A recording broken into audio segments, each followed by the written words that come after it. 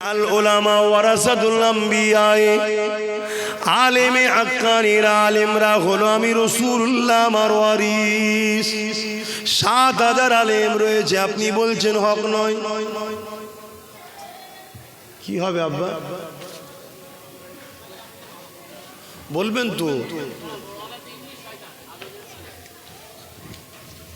আমি কি বুঝাচ্ছি বুঝতে পারছেন? আখরি জামানা,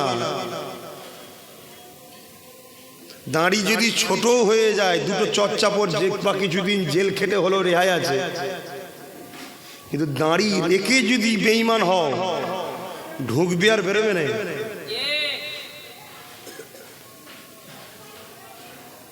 আমি কি ওয়াজ করছি বুঝতে পারছেন?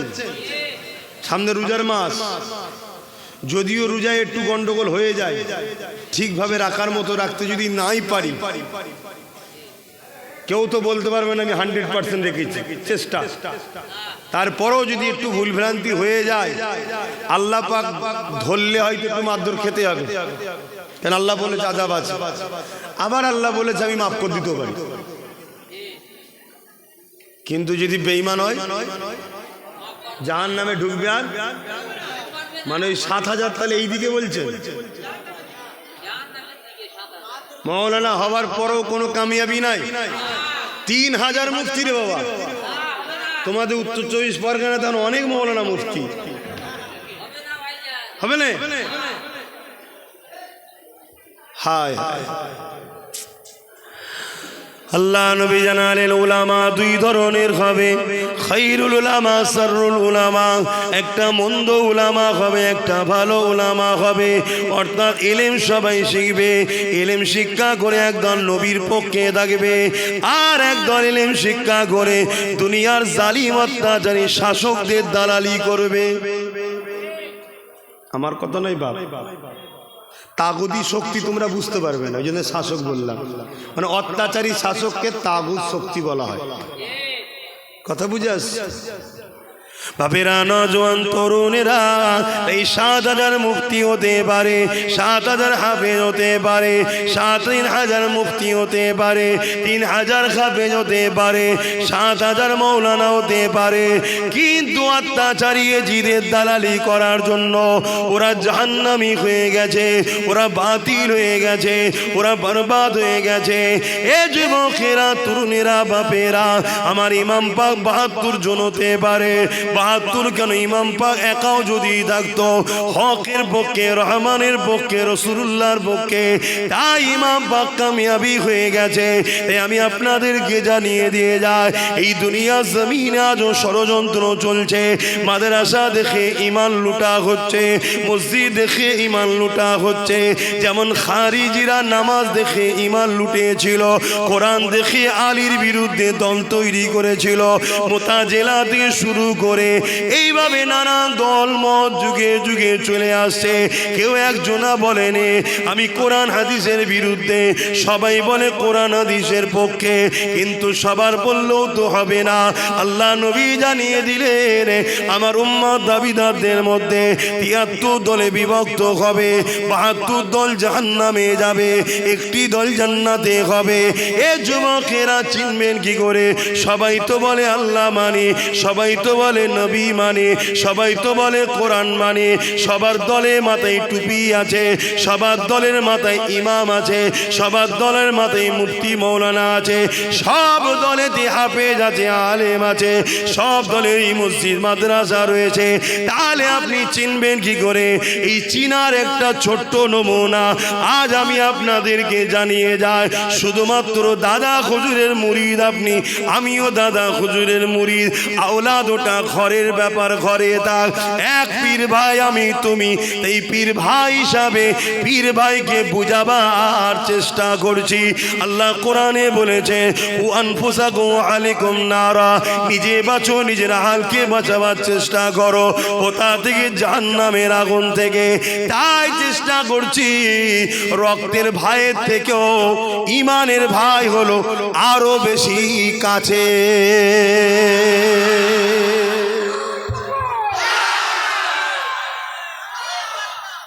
রক্তের ভাইয়ের থেকেও ইমানের ভাই আরো আপন হয়।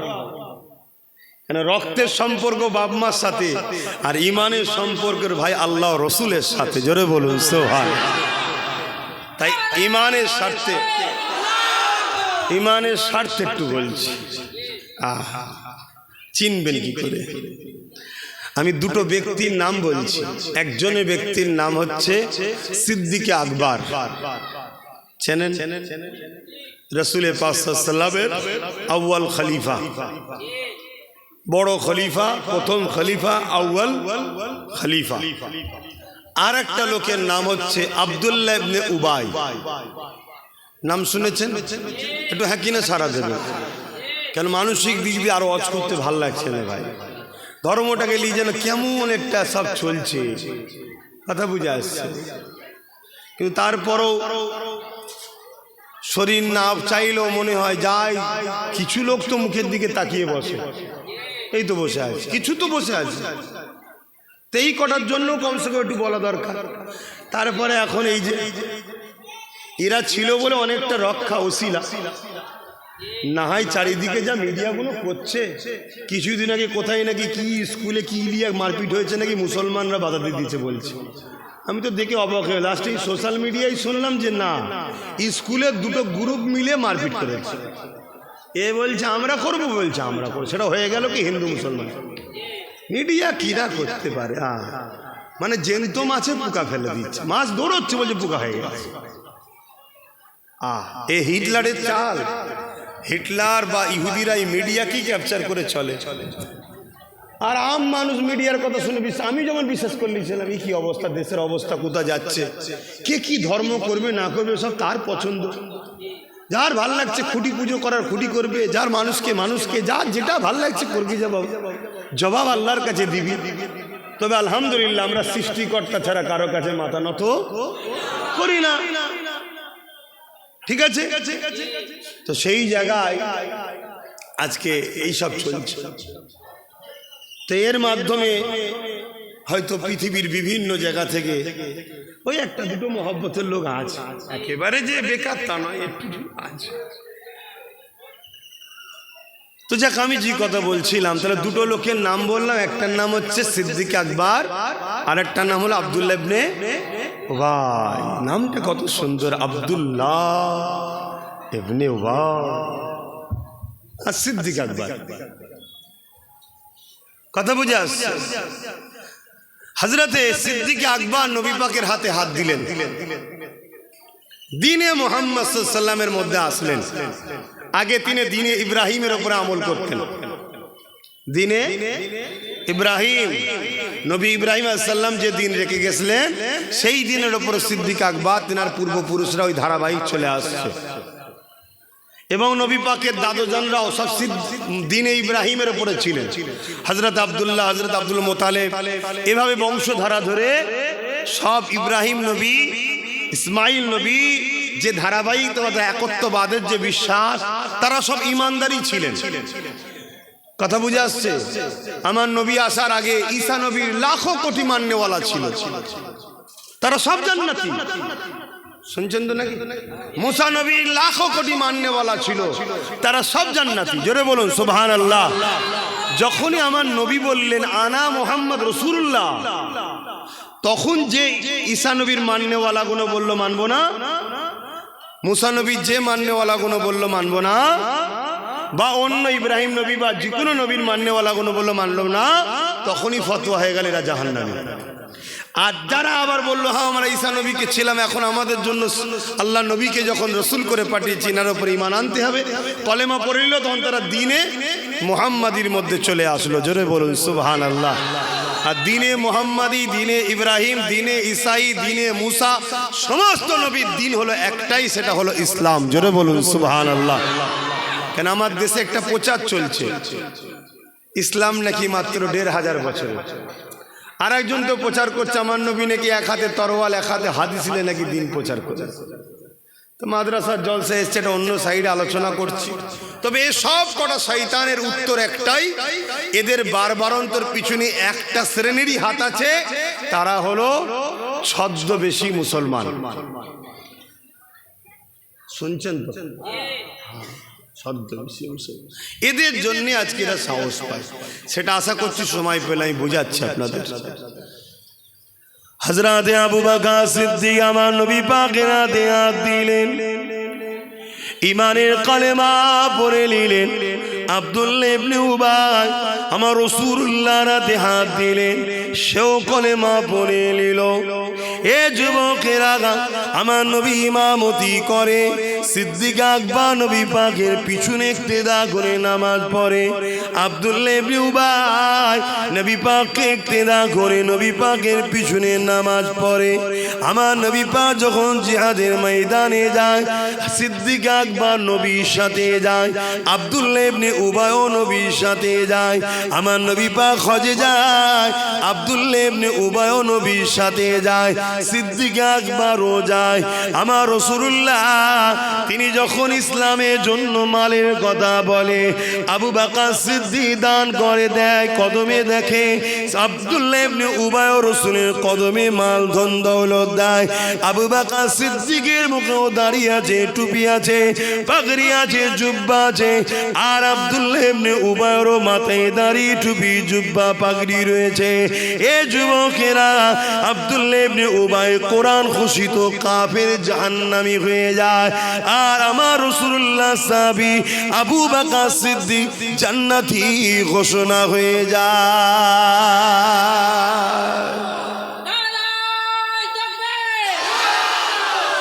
কারণ কি? ইনিও নবীর হাতে হাত দিয়েছে, উনিও দিয়েছে। ইনিও নবীর ইক্তেদা করে নামাজ পড়েছে, উনিও করেছে। ইনিও নবীর সাথে জিহাদ হজে গেছে, উনিও গেছে। ইনার মাথায় টুপি, জুব্বা, পাগড়ি, ওনার মাথায় টুপি, জুব্বা, পাগড়ি। নবী ওয়াজ করেছে কোরআনের কথা, আবু বকর সিদ্দিক শুনেছে, মজলিসে আব্দুল্লাহ ইবনে উবাই বসেও শুনেছে।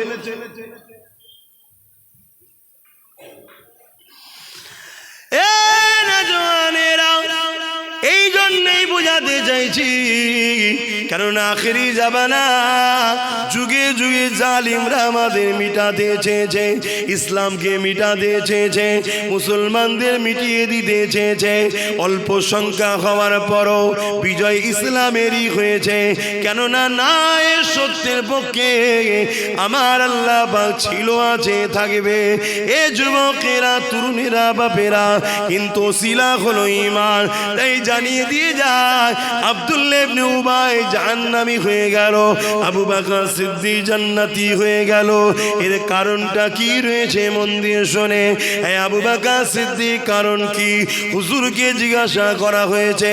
হযরত আবু বকর সিদ্দিক বলতে লাগলে, আব্দুল্লাহ ইবনে উবাইয়ের যা আছে আমারও তাই আছে, কিন্তু আমার যা আছে ওর তা নাই। এ দুনিয়া মানুষেরা, আব্দুল্লাহ ইবনে উবাইয়ের নামাজ, রোজা, দাড়ি, টুপি, জুব্বা, পাগড়ি, হজ রয়েছে।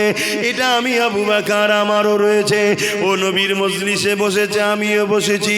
এটা ওরও আছে, আমারও আছে। কিন্তু আমি আবু বকর, আমার যা আছে ওর তা নাই। কি আপনার আছে ওর নাই? এ দুনিয়ার মানুষরে, আমি আবু বকর, আমার হৃদয়ের মধ্যে আল্লাহ নবীর প্রেম ও আদবটা রয়েছে। এটা ওই মুনাফিক আব্দুল্লাহ ইবনে উবাইয়ের নাই। এজন্য সব থাকার পরও ও জাহান্নামী, আর আদব প্রেম থাকার পরে আমি আবু বকর জান্নাতি। আরো জোরে বলুন সুবহান।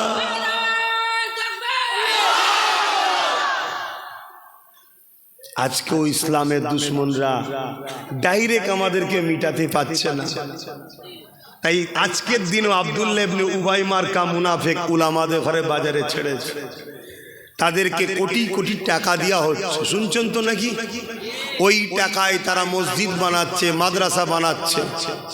ওই টাকা দিয়ে তারা সমাজের বুকে গরিব অসহায়দের তেরপল দিবার নামে, কম্বল দিবার নামে, কল দিবার নামে বিভিন্নভাবে নিরীহ মুসলমানকে জড়ো করছে। শুনছেন? মাদ্রাসাগুলোতে কোরআন হাদিস শিখাচ্ছে, নামাজ শিখাচ্ছে, রোজা শিখাচ্ছে, হজ শিখাচ্ছে, দাড়ি শিখাচ্ছে, টুপি শিখাচ্ছে, সব দিচ্ছে। দিলের মধ্যে নবীর প্রেম আর আদবটা দিচ্ছে না।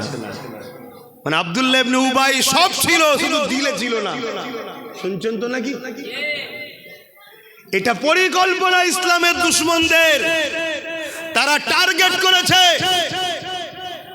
এত মসজিদ মাদ্রাসা বাড়াও,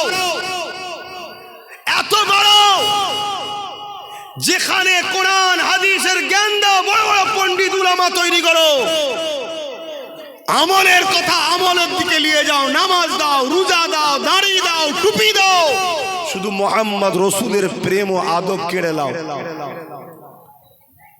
নামাজ কাটলে ঈমান যায় না, কবিরা গুনাহ হয়। তওবা করলে আল্লাহ মাফ করবে, যদি মাফ না করে নামাজ কাজা জাহান্নাম খেটে ঈমান থাকার জন্য জান্নাতে যাবে। তো ওটাকে কেড়ে লাভ নেই, ও আছে থাক। গাছের ডালপালাগুলো যা আছে সব থাক, মূলটা শুধু কেটে দে, কারণ ডালপালা কাটলে লোক দেখতে পেয়ে যাবে। নামাজের বিরুদ্ধে বলে লোক ধরে ফেলবে, রোজার বিরুদ্ধে বলে লোক ধরে ফেলবে।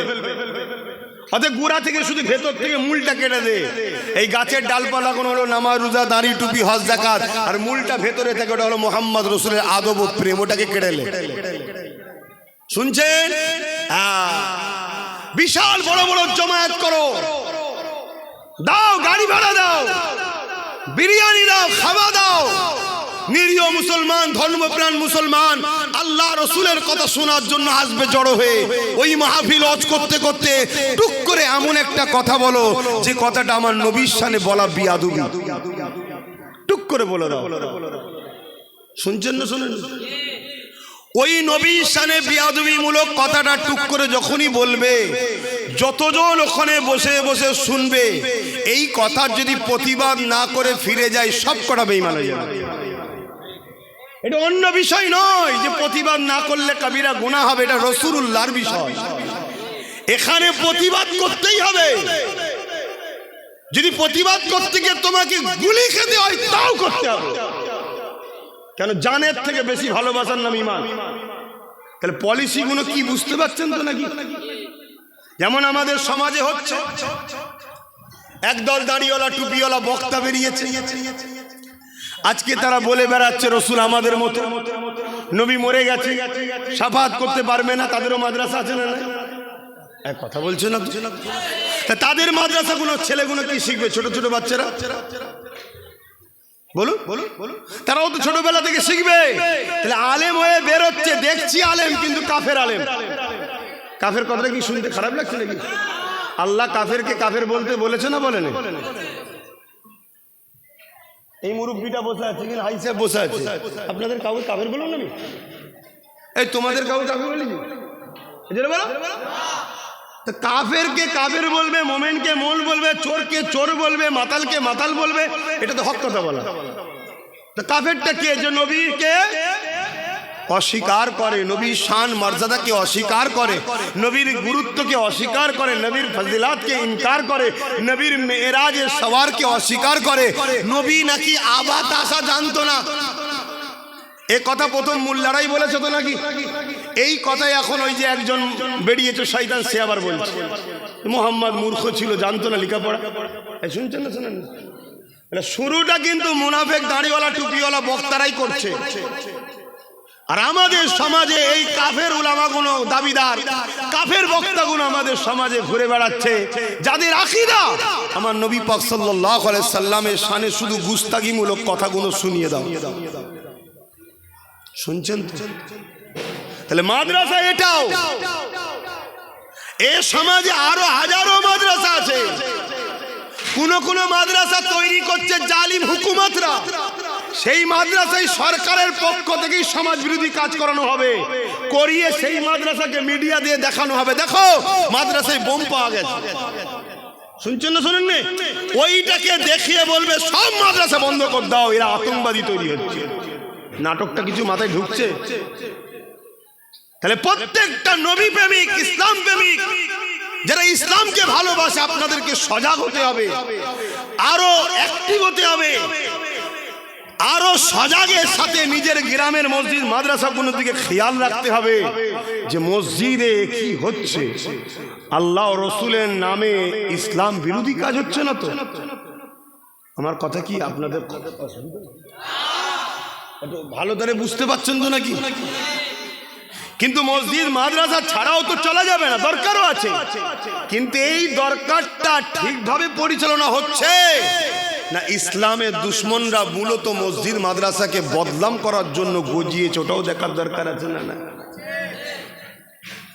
যেমন চাইনার ছোটে ব্র্যান্ডেড কোম্পানিগুলো আজকে ব্যান্ড হয়ে যাচ্ছে। নোকিয়া মোবাইল পাওয়া যায় আর বাজারে? চাইনা এত ফ্যাসিলিটি দিচ্ছে, নোকিয়া ব্যান্ড পাওয়া যাচ্ছে না। খুব ভালো তারে বোঝেন বাপ, এদেরকে চিনবেন কি করে? যেমন সোনা চিনতে গেলে কোষ্টি পাথর দরকার, মোমেন না মুনাফিক চিনতে গেলে মোহাম্মদ রসুলকে দরকার। জোরে বলুন সুবহানাল্লাহ। আমি জানি না আমার উলামা ভাই, হাফেজ ভাইগুলো কোন খেয়ালে লিখছেন। কেন? চোখে যদি কালো চশমা থাকে আমাকেও কালো দেখবেন, যদি ফুরফুরার আওলাদদের ওপরে রাগ থাকে আমি যত ভালো কথাই বলি আপনার রাগই মনে হবে। কেন? বিষ যদি মাথায় ঢুকিয়ে দেয়, শোনেন, কাউকে যদি বিষ খাইয়ে দেয় ওর বাঁচার চান্স আছে, আছে, ওর বাঁচার চান্স আছে। কিন্তু কারো যদি কানে বিষ দেয় ও সমাজটাকে শেষ করে ফেলবে। তো সমাজে একটা কানে বিষ দেওয়া হয়েছে, ওরা বাপ দাদুর কিস্সা কাহিনী ছাড়া কি জানে? ওরা অত পড়াশোনা জানে না, জানে নেই।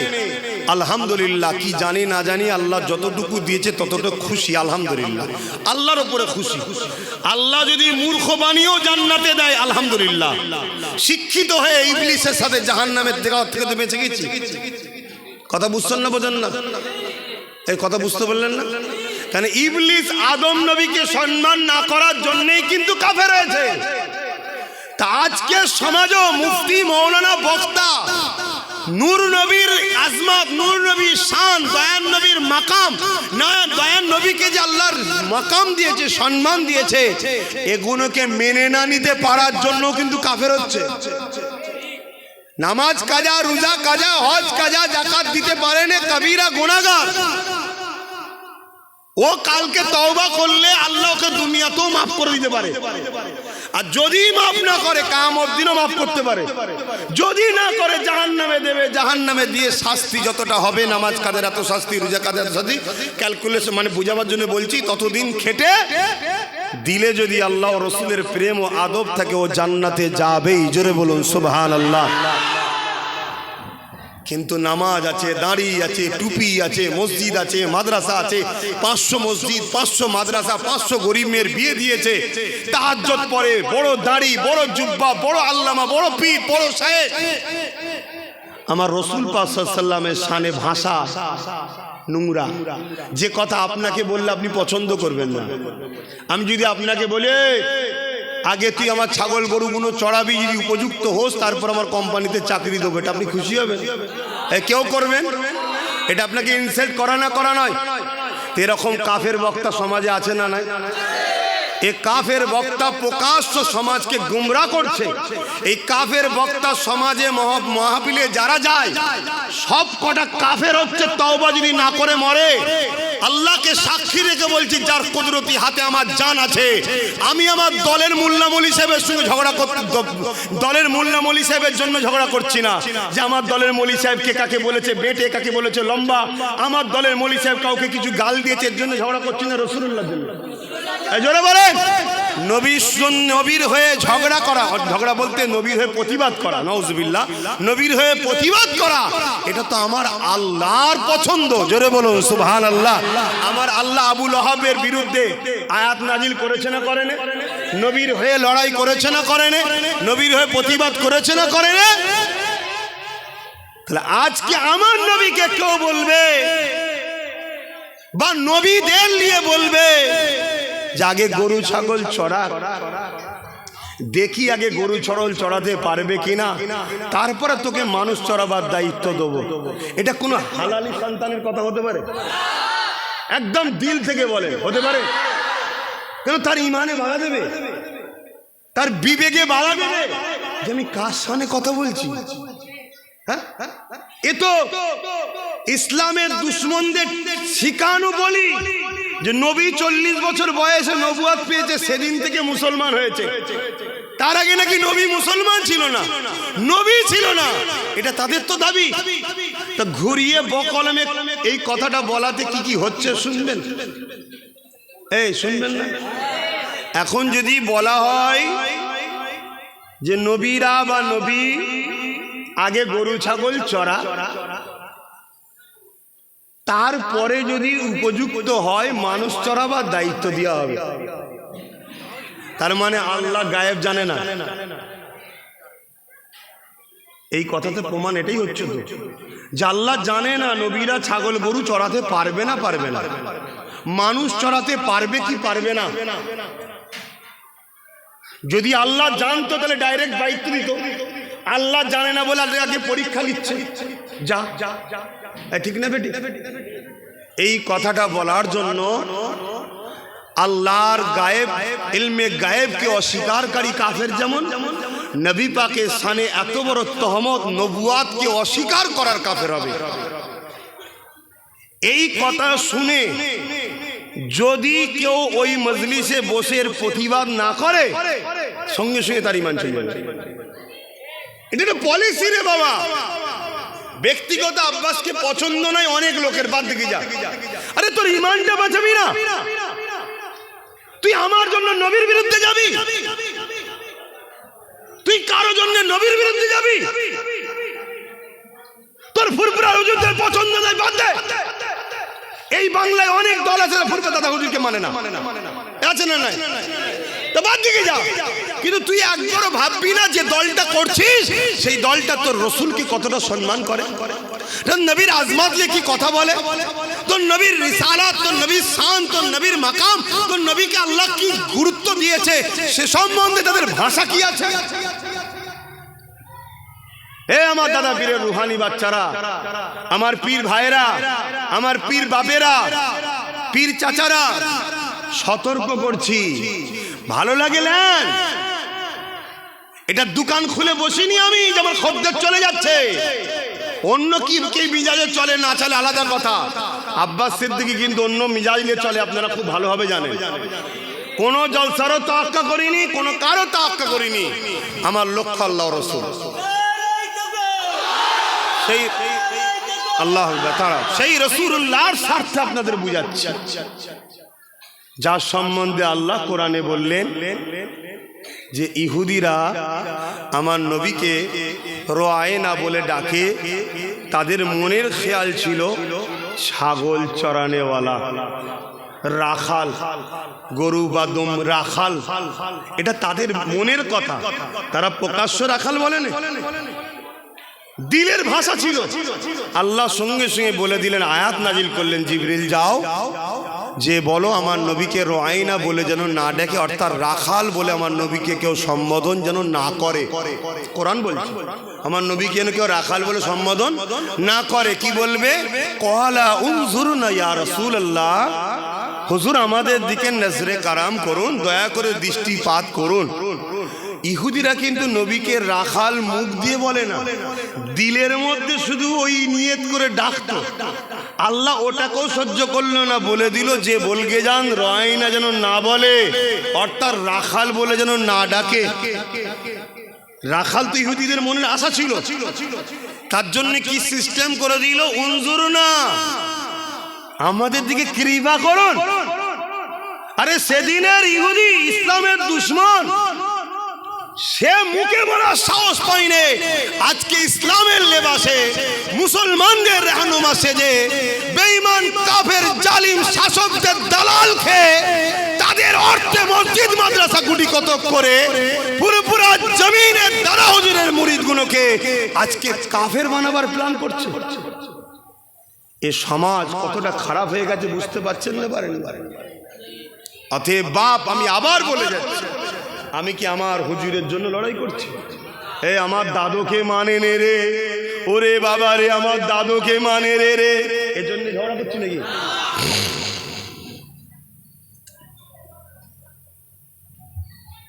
আমার দাদু আল্লাহর ওলি ছিলেন, আশেকে রসুল ছিলেন, 5 দাদুই আল্লাহর ওলি ছিলেন। মেজো হুজুর জিনার নামে এখানে, তিনিও জগৎ বিখ্যাত মুফতি ছিলেন, মুফতি আজম ছিলেন, আল্লাহর ওলি ছিলেন। ভাল লাগে মানবে, না ভাল লাগে না মানবে যাও, সেটা তুমি। ওলির সঙ্গে কিয়ামতের দিন আল্লাহ বলেছে আমার ওলির দুশমন হবে, আমি যুদ্ধ করব, আলাদা বিষয়। কিন্তু তুমি আমার নবীর বিষয়ে বলছো, এখানে চুপ থাকা যেতে পারে ভাই? একটু সবাই হাত তুলে বলুন, চুপ থাকা যেতে পারে? এ লড়াই দরকার আছে না নাই? কিন্তু দুঃখ, সেসব ইমান কই? সেসব ইমান কই? এই ভারতবর্ষের পশ্চিম বাংলায় রঙ্গে রসুল নামে একটা বই বার করেছিল এক বেঈমান। তাতে আমার নবীর শুধু ছবি দিয়েছিল। সে ছিল অমুসলিম, কিন্তু তার লক্ষ্য ছিল নবীকে অপমান করব। ছবি দিয়েছিল। একজন মুসলমান এসে, যুবক ছেলে এসে তাকে জিজ্ঞেস করছে, ছবি আপনি দিয়েছেন? সে ভাবছে খদ্দের, খুশিতে বলছে, হ্যাঁ এই বই আমি বার করেছি। পেট নুকিয়ে ছুরি নিয়ে শুয়ে মেরেছে, পেটে ভরে দিয়েছে। দিয়ে কাফেরকে, জাহান্নামীকে, নবীর দুশ্মনকে তার উপযুক্ত শাস্তি দিয়ে দিয়েছে। শুনছেন না শোনেন? এখন কেউ বলতে পারে মারাটাই সমস্যা সমাধান। ও তোমার কাফের নেতার গদি বাঁচাতে গিয়ে কত মারপিট করছো মুসলমান, তোমার হুঁশ নাই? কত মায়ের কোল খালি করছো, হুঁশ নাই? আর দোনো জাহানের সুলতান যিনি না হলে কুল কায়নাত হতো না, তার পক্ষে একজন লড়াই করছে না, তার প্রেম। তোর মাকে গাল দিল, তোর বাপকে গাল দিল, তোর গায়ের জ্বর ধরে যাবে, এক্ষুনি হাত গুটিয়ে মারতে আসবি। তা তোর বাপ তোর মা কি দাম আছে মোহাম্মদ রসুল্লাহর কাছে? তোর বাপ মা ছেড়ে দে, আমার বাপ মার কি দাম আছে মোহাম্মদ রসুলের কাছে? আমার বাপ মার দাম মোহাম্মদ রসুলের ঘোড়ার পায়ে ধুলো যে ছিল, আমার বাপ মার দাম মনে ওঠে। শুনছেন না শোনেন? তাহলে সেই নবীর শানে বলবে তার প্রেম হয়েছে, সেই ঈমান ছিল। আজ আমাদের ঈমান কোথায়? সেসব লোক কই? সেসব লোক কই? যদি থাকতো এই শয়তান সব বলার সাহস পেত, তাকে মেরে দিয়ে। চারিদিকে হই হই হয়ে গেছে। এখন মুসলমানদের এবার ঈমান জেগেছে। আহারে, ছেলেটা নবীর প্রেমে করে ফেললো, জন ছেলে, ইংরেজ পিওর, ফাঁসি হয়ে যাবে। কি করে বাঁচানো যায়? কি করে বাঁচানো যায়? একটা উকিলকে সেটিং করেছে, কোর্টে লড়তে হবে। বলেছে ছেলেটাকে একটা দাঁড়ি পাল্লায় রাখবে, আর একটা দাঁড়ি পাল্লায় টাকা রাখবে। শুনছেন? যত টাকা হবে, তৎকালীন সময়ের কথা বলছি রে বাবা, তখন হয়তো 100 টাকায় 1 বিঘে জমিও পাওয়া যেত, তখনকার কথা বলছি। ততটা টাকা দেবো। উকিলও ওপরে গিয়ে ভেতরে গিয়ে সেটিং করে ফেলেছে। বুঝতে পারছো না? সব সেটিং এর কারবার আগে থেকেই চলে, সেটিং করে ফেলেছে। তো জজ সাহেব বলেছে শুধু এসে দাঁড়িয়ে বলবে না আমি সব কিছু করিনি, শুধু এতটুকু বলবে, তারপরে যা করার কলম কলম তোমার হাতে, শুধু এতটুকু বলবে। ছেলেটাকে পাখি বুঝাবার মতো সবাই বুঝালো। পরের দিন কোর্টে উঠেছে, ছেলেটাকে জজ জিজ্ঞেস করছে তোমার নামে এই অবজেকশন এসেছে, তুমি কি অমুককে মেরেছো? সে বলছে হ্যাঁ আমি মেরেছি। সে আমার নবীর দুশ্মনী করেছিল। আমার নবী তো কারো দুশ্মনী করে, সে আমার নবীকে দুশ্মনী করবে কেন? মানতে মন যায় মানবে না, দুশ্মনী করবে কেন? তাই মেরে দিয়েছি আমি, যা শাস্তি দেবেন দেন। সব ভাই তো অবাক হয়ে গেল। জজ ওই দিক ওদিক কি হলো? জজও ভেবেছিল কিছু হবে, এও ভেবেছিল কিছু হবে, সব বেকার হয়ে গেল। বেকার সব। কি হবে? জিজ্ঞেস করছো তুমি স্বীকার করছো? বলছে হ্যাঁ। সব পাবলিক জিজ্ঞেস করছে, আরো যারা ছিল সাথে, আরে তোমায় কি বললাম, তুমি কি বলছো? বলছে শোনো, আফসোস তোমাদের উপরে, ধিক্কার জানাই, তোমাদের তো আমাকে বাহবা দেওয়া দরকার। ওই জন্য মিথ্যা কথা বলা শিখাচ্ছ। ইসলামে মিথ্যা কথা বলা জায়েজ, ইসলামে মিথ্যা কথা বলা হারাম, তোমরা মিথ্যা কথা বলা শিখাচ্ছ। শোনো, গতকাল রাত্রিরে আমি ঘুমোচ্ছিলাম, আল্লাহ নবীকে খবে দেখতে পেলাম। জোরে বলুন সুবহানাল্লাহ। বাবার এই হালকা বয়সে আমার জন্য জীবনটাকে লাগিয়ে দিলি, তাই তোর জন্য আমি আবে কৌসারের পানি নিয়ে দাঁড়িয়ে আছি। দেরি করিসনি, তাড়াতাড়ি আই। জোরে বলুন সুবহানাল্লাহ। তো ভাইয়েরা, আল্লাহু আকবার। তা সেই নবীর জন্য আমিও ভাই মরতে রাজি, সেই নবীর জন্য আমরা জান দিতে রাজি। কি পারবে না? পারবে না? আল্লাহকে সাক্ষী রেখে বলো, হাত তুলে বলছো নারে তাকবীর, নারে দিবেন। এখানে দুটো কথা বলবো। তাহলে একটা কথা হলো, যাদের ভাষাতে, যাদের কথাতে সে পীরের বেটা দাবি করুক আর মুফতি মৌলানা দাবি করুক, অন্য ঝগড়া মাসলা মাসাইল হলে তবুও চলো বাবা, গুনাহ হবে। ভুল রাস্তায় থাকলে গুনাহ হবে, ঠিক না? নবীর ব্যাপার যখন আসবে, নবীর সামনে যাররা পরিমাণ যদি কেউ কুটুক্তি করে, নোংরা ভাষা দেয়, অভদ্রমূলক ভাষা বলে, সুযোগ যদি আল্লাহ দেয় পায়ের জুতোকে একটুখানি কাজে লাগিও, ঠিক না বেঠিক গো? তাতে একজনই যাই, যাক না, কথা বুঝে আসছে না নাই? হ্যাঁ, যদি তা না হয় তার বিরুদ্ধে কমসে কম তুমি তোমার স্বার্থ মতো তোমার এলাকার মানুষকে একটু বুঝাও, তুমি বুঝাও, তুমি এলাকার মানুষকে বুঝাও ওই বেঈমান মুনাফিক গুস্তাখে রসুল থেকে যাতে সরল প্রাণ মানুষ